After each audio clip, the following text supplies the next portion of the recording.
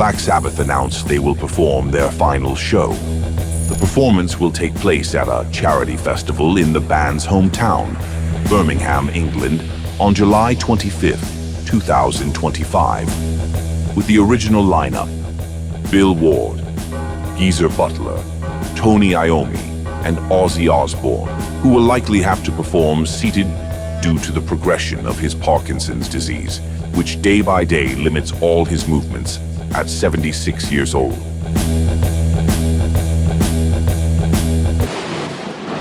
Now, I invite you to go back in time to an era when rock didn't even exist yet, and little John Michael Osbourne was the fourth of 6 children of a working-class English couple.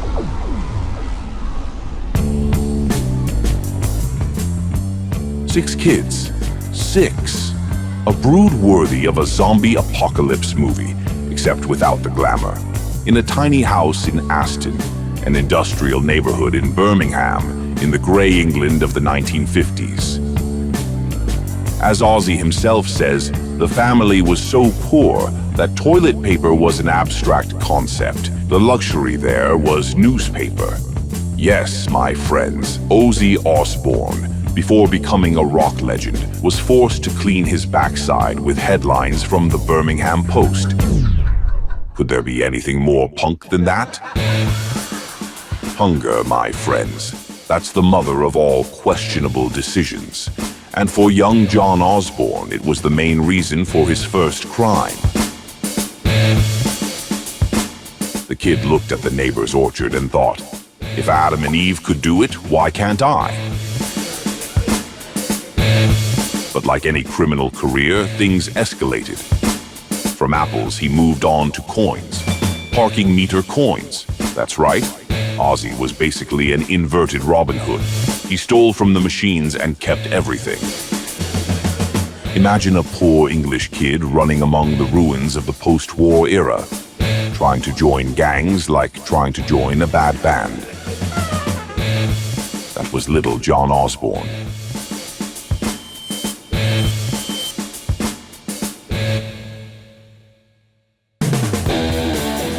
School, a disaster. Decades later, they found out Ozzy had dyslexia, attention deficit, and hyperactivity.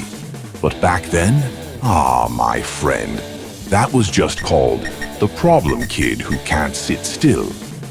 A classroom with 40 kids, a teacher with no patience, and those who didn't understand? Too bad, and Ozzy got seriously screwed. But there's a detail. He might not have been a math genius, but he was a genius at the art of chaos. School became the perfect stage for his pranks. Lots of laughs, yes. Annoyed teachers, all of them. And that's when he stopped being just another John and became Ozzy. A short, easy-to-shout name. And didn't Ozzy have a hidden talent? Between one prank and another, he was great at metalwork. He even won a contest by inventing a latch for windows. See, if fate had been just a bit different, we might be talking about Ozzy, the king of locks. But the true treasure of that time was a certain encounter. He, a mischievous and awkward kid. The other, a year older, known in school for playing guitar and being good at fighting.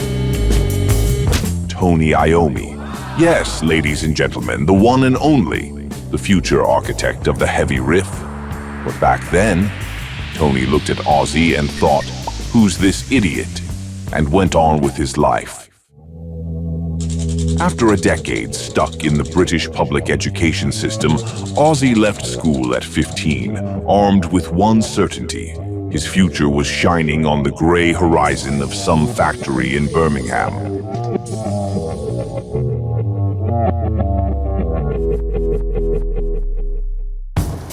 Ozzy's first job was as a plumber and lasted exactly 7 days. The reason for dismissal? Qualified theft of apples at lunch break. Old habits die hard, and apparently, they are poorly nutritious. Later, Ozzy got a job at a car parts factory. He had to operate a machine that used chemicals to degrease parts. And guess what? He realized he could get really high sniffing all that stuff. The result?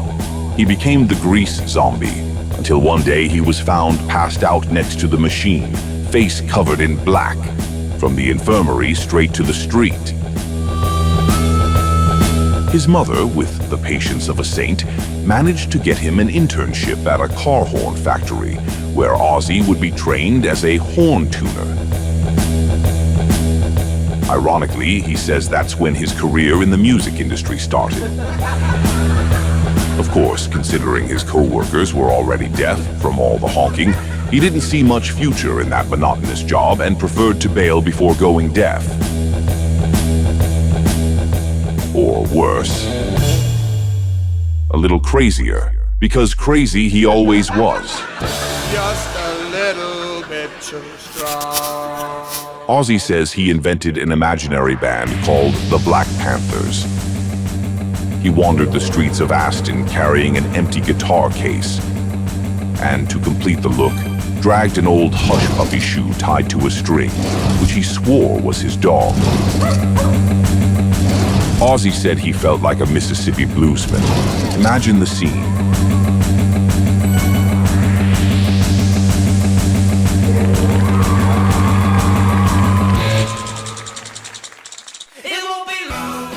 With his last paycheck from the horn factory, Ozzy bought the Beatles' second LP, and according to him, that was when everything changed.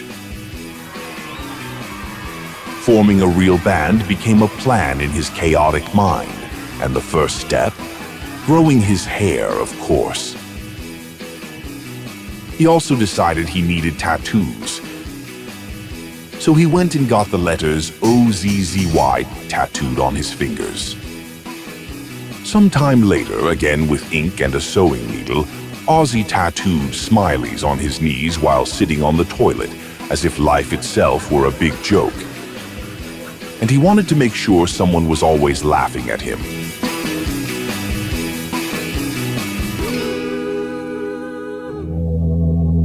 In his book, I Am Ozzy, he says he always felt fear since childhood.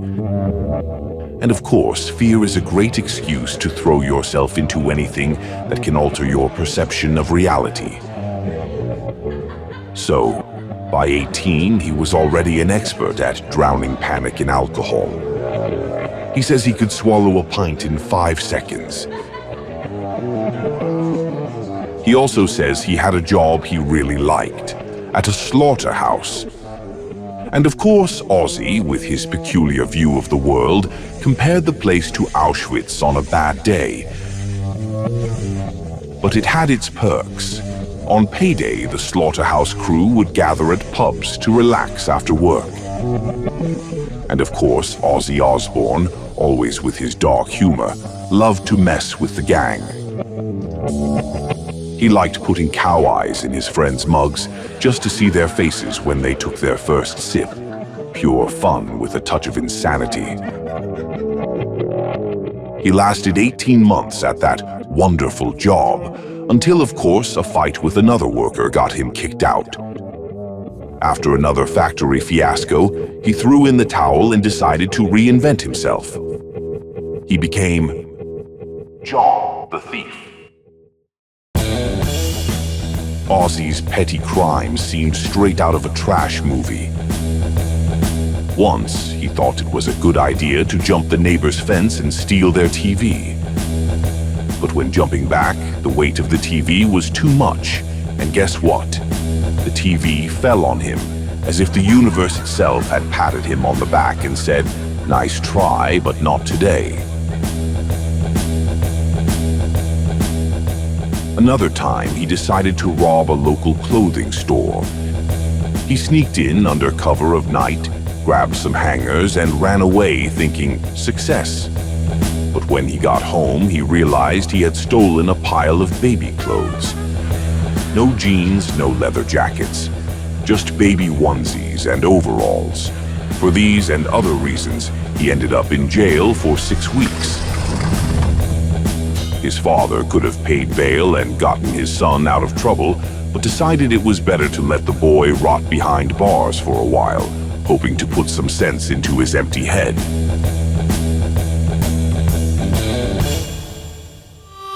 Shortly before his release, he ran into none other than Tony Iommi, also paying for his terrible crimes. What had he done? Robbed a local cafe and stolen packs of cigarettes and chocolate bars. Yes, a real outlaw. The meeting of two bad thieves from Aston who were about to become the fathers of heavy metal.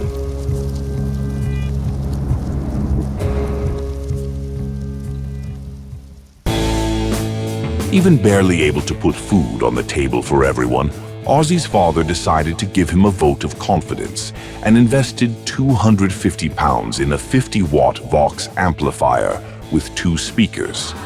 In the end, it was probably the craziest and smartest investment he ever made in his life. Ozzy Ziggy needs a band. Vocalist with experience has PA system. It was a modest ad left in a music shop, but it was enough to attract a certain mustached man named Geezer Butler to Ozzy's house. He wanted to invite him to sing in Rare Breed, a band that played a somewhat psychedelic sound but was far from being a Pink Floyd. According to Ozzy, Geezer was already a cool guy, the kind who talked about wormholes crossing the universe, philosophy, and other crazy stuff. Besides that, the guy had a respectable job as an accountant and still strutted around in crazy clothes. Basically, he looked like a hybrid of scientist, rock star, and lunatic. And that was enough for Ozzy to feel he was in the right place. Geezer and Ozzy quickly became great friends and started hanging out together. 2 crazy guys chasing fame. Going to parties with Geezer and meeting Birmingham's coolest types opened Ozzy's mind, and he realized Rare Breed had no future at all. So Ozzy decided to bail. He was 20 years old and almost sure insisting on music would be just another failure to add to his collection.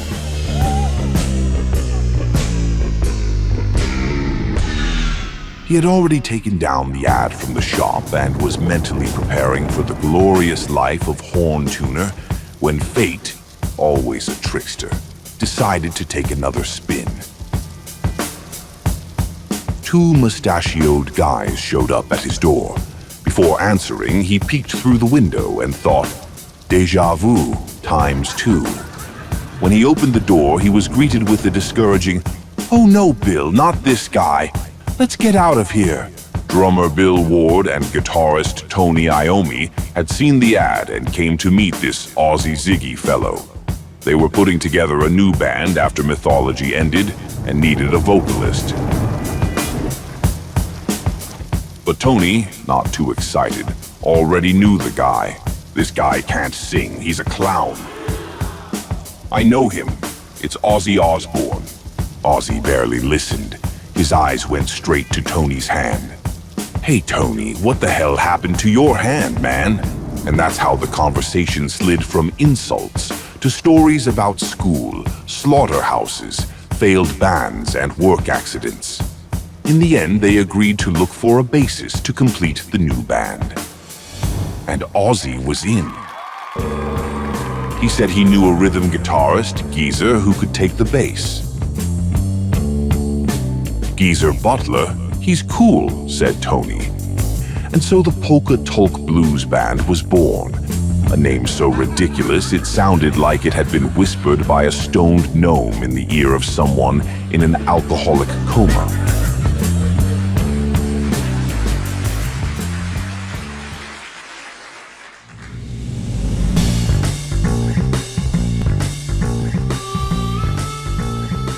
Back then, blues and rhythm and blues were the fuel for the guys' minds. If you breathed, drank, and sweated music, that was what you were into. So it made perfect sense to start with that vibe, or at least to sneak the word into the name to grab attention. On August 24th, 1968, the Crazy Guys of Polka Tulk Blues Band hit the stage for the first time. They played their heavy blues, and the crowd went wild. A killer show, they say. But, of course, the night didn't end with just applause. In the end, trouble. A brute tried to turn Ozzy into bat puree. But Tony, besides shredding on guitar, was also good at fighting. The giant came at him. Tony swung his fist and... "Good night, big guy." Then he just shook his hand to ease the pain, turned around, kept packing the gear, and never spoke about it again.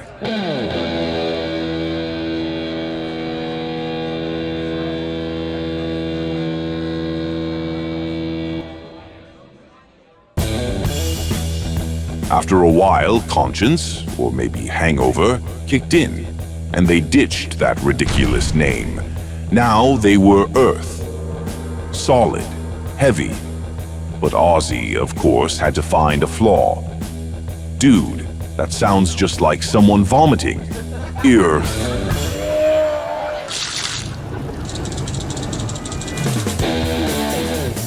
They still couldn't make a living off the few Earth gigs.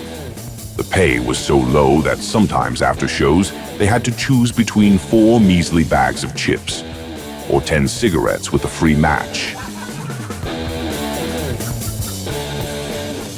And of course, cigarettes always won. Lung first.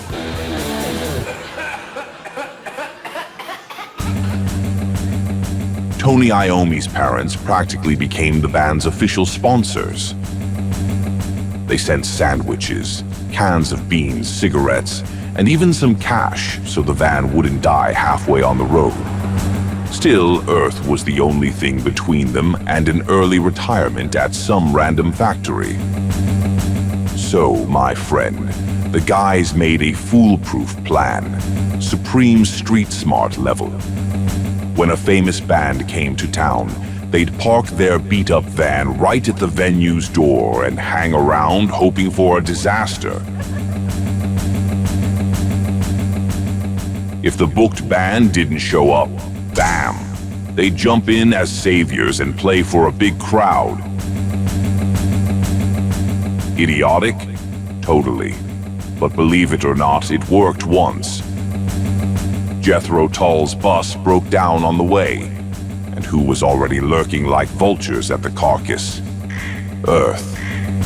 Tony went to chat with the manager, and the guy, sweating bullets, realized Earth was his only chance not to get booed off stage. No choice. He sighed and said, "Okay, 10 pounds for you to play." Not much, but for guys living on canned beans and donated cigarettes, it was basically a fortune. Ozzy swears that as soon as he stepped on stage, he had to dodge flying bottles. Warm welcome, right? But in the end, the heavy sound spell worked, and the guys turned the tables. He says Jethro Tull's wild vocalist Ian Anderson showed up mid-show and hung back, enjoying Earth's sound. That event was like a magic key. Earth became backstage news and started to get noticed by local managers.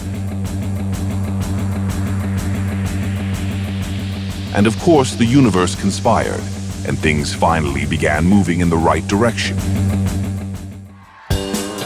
Earth was invited to play with 10 years after, the band of guitarist Alvin Lee, who was considered the fastest rock guitarist of those days. Another great gig. Everything was going well for Earth until Jethro Tull's guitarist left the band, and Ian Anderson invited Tony Iommi to take his place. And Tony accepted.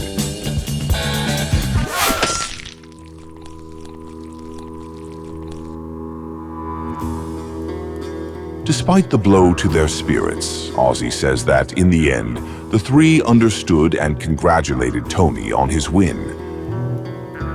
After all of the four, he was the guitar monster, the guy who deserved such an opportunity. But of course, that meant the end of the dream for Bill, Geezer, and Ozzy.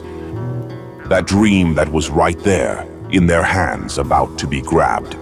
And suddenly, it vanished. It was December 1968, the end of an era and of some dreams.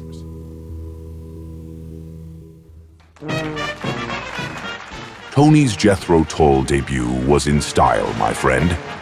On a Rolling Stones special produced by the BBC, featuring a heavyweight lineup, like dozens of illustrious guests. The famous The Rolling Stones Rock and Roll Circus. It wasn't just a show, it was practically a parade of rock icons. And Tony was there, in the middle of that star hurricane. The British press went crazy over the event, but the show wasn't televised and the film was only released 28 years later at a New York film festival.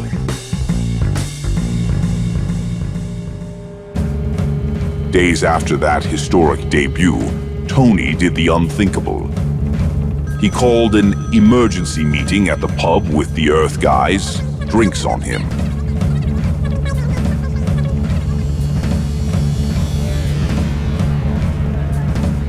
Tony told them his journey with Tull ended as fast as it began.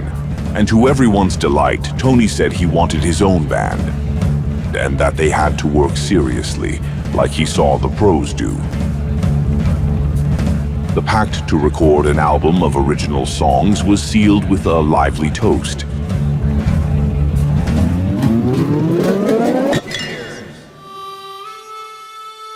A local manager, Jim Simpson, saw potential in the band and decided to invest, scheduling a series of shows in neighboring countries.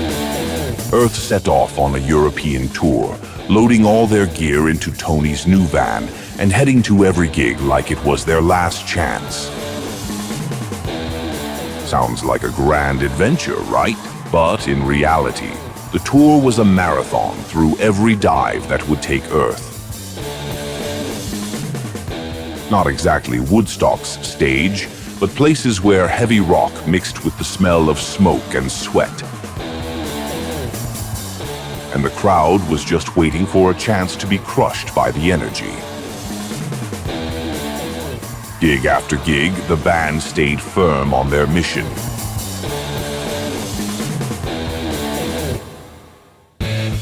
One night on the road to Copenhagen, the van broke down, and Ozzy had to walk through the snow looking for help.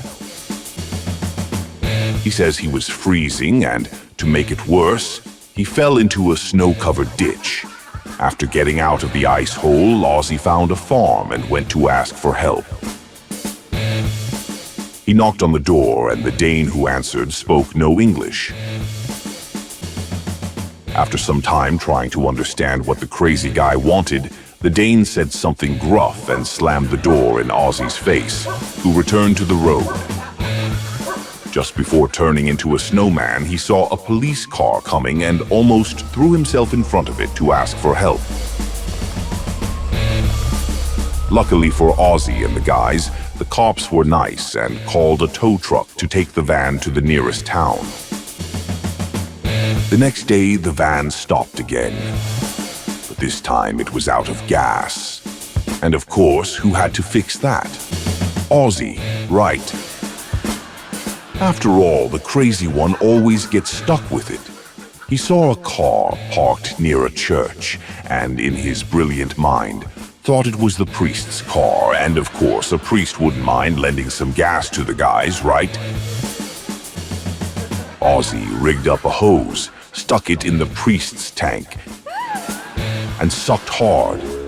Oops, better not get into details.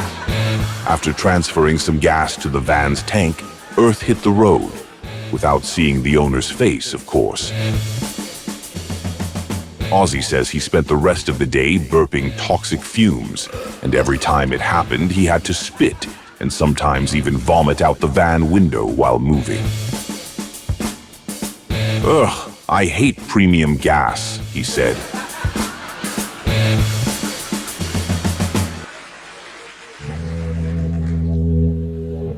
During this first tour, Ozzy and his friends began writing their own songs. Tony suggested they create a bad sound. His argument was that when the local cinema showed horror movies, the audience was much bigger. "Isn't it strange how people pay to feel scared?" he said. Bill and Ozzy loved the idea and started writing lyrics. Basically, a story about a guy who sees a figure dressed in black coming out of a lake of fire towards him. The atmosphere of dread was in the air. Then Tony created that scary riff, a tritone known in music as the Devil's Interval. This musical interval was banned from churches because people got scared every time the organist played a tritone. Imagine that on Tony's guitar.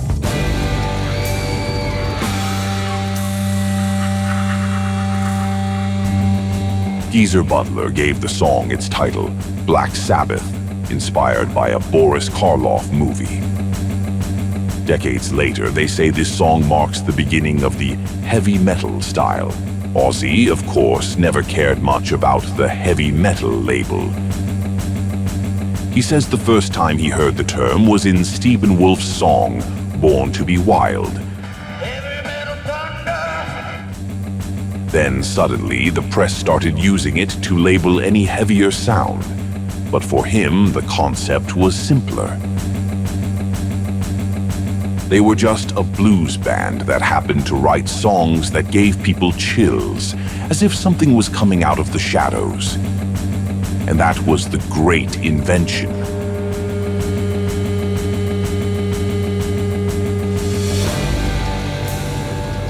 But he remembers the crowd's reaction well. And it was nothing like applause and cheers. No, sir. The girls, upon hearing that heavy sound and terrifying riff, ran screaming like maniacs. It was more like a desperate apocalypse escape.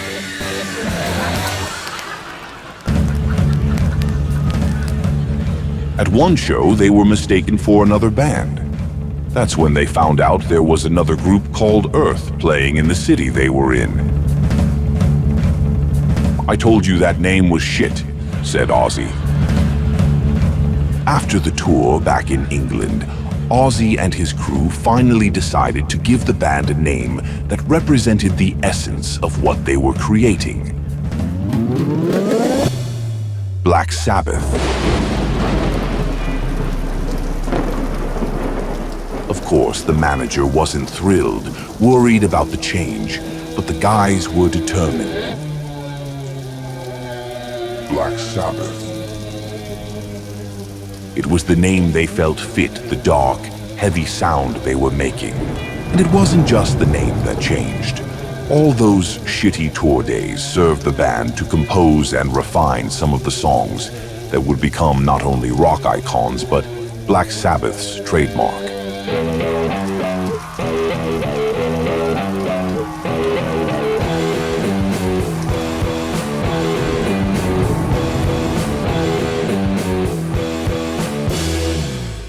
Finally, Jim Simpson got a recording contract for Black Sabbath.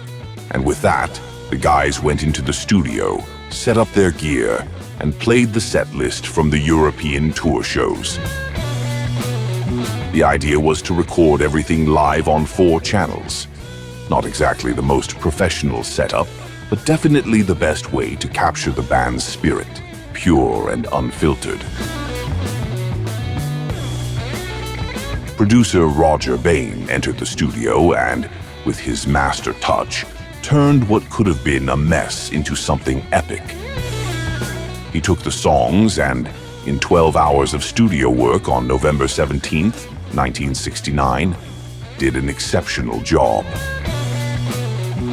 The sound that came out wasn't just a live recording, it was the sound of a band redefining rock. When they finally left the studio, each guy got their humble £100. But for Ozzy, that meant more. It was the chance to buy a decent pair of shoes for the first time. Until then, he'd only had an old boot, or sometimes just performed barefoot, a detail that, of course, never went unnoticed by fans, but reflected the hard life they were living.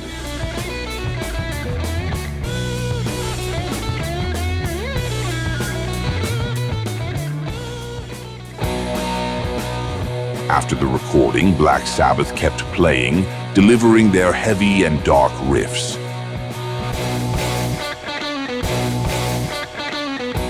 At one of these shows, before the set, the DJ played a record that gave Ozzy chills to the bone.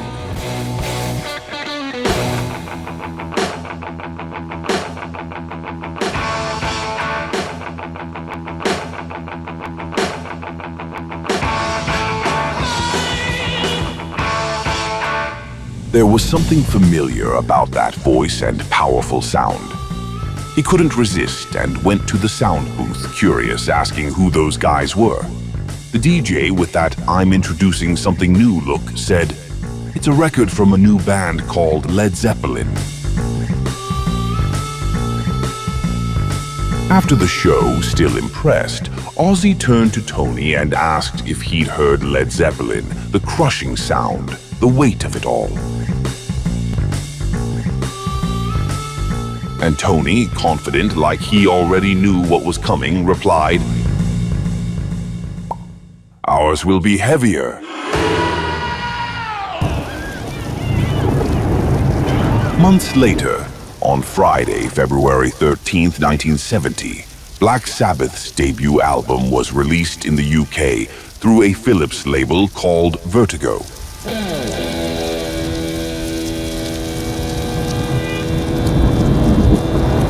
And the rest is history.